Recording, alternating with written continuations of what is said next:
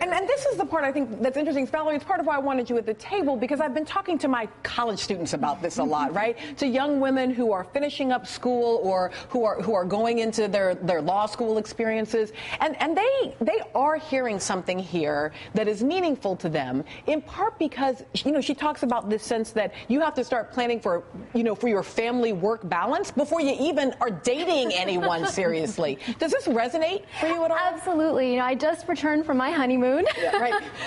And so this whole debate, right. Here I am, and this whole debate is intersecting in a very raw way with the questions that I'm struggling with every day: how to start a family, how to continue building a career. It's on the minds. It's constant topic of conversation for anyone in their 30s and now their 20s.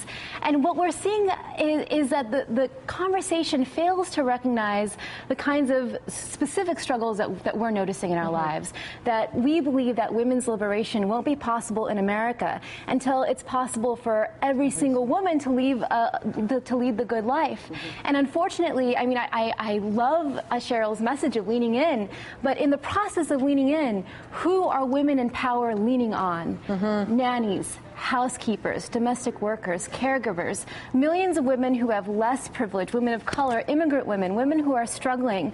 And so I think that rather than taking this as the banner for women's advancement, we ought to think about how structural changes can actually lift up all women across the board, and that's what's missing. I think it's essential to understand the problem as systemic and not fundamentally personal. Look, I feel myself between two very different sets of women. On the one hand, as a woman of color from a family of immigrants, I've seen women who have been leaned on for generations. My aunt works double shifts at a sweets factory. She makes baklava. She used to bring home platters of baklava every holiday season and then disappear to take care of the kids and my elderly grandparents until they died. No amount of leaning in could change what work-life policies could do for her.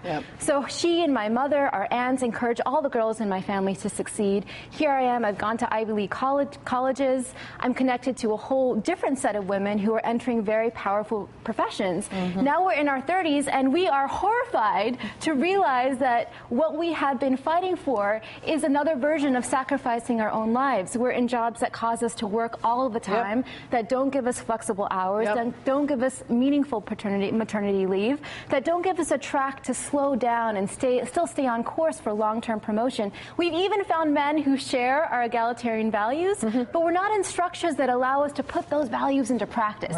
That's why the system is what we need to be talking about. This is exactly what I want to talk about as we come back from the break. I think to answer any of these questions about how we encourage other women on a personal level or how we make structural changes, we have to start with the question of what is the good life? What does the good life consist of? Right now, the entire discourse is being dominated by two representations of female women who are CEOs, corporate executives, and I'm afraid that they don't really capture the full measure of success, what success means to us as young women and men coming up in our 30s. Just last night, I was speaking with my dear friend Jessica, who's an academic, about how the models of success out there, making it to the top, juggling family and career, having a cradle in your office, how all of those things, are not appealing to us if it means a sacrifice of our own wellness and health. What we want is a balanced and flexible life. We want to be creative and productive. We want to make a difference in the world. We want enough money, not a lot of money, enough to live without fear. We want to be able to take care of our friends and families and communities. We want to succeed, but not at the expense of our own wholeness.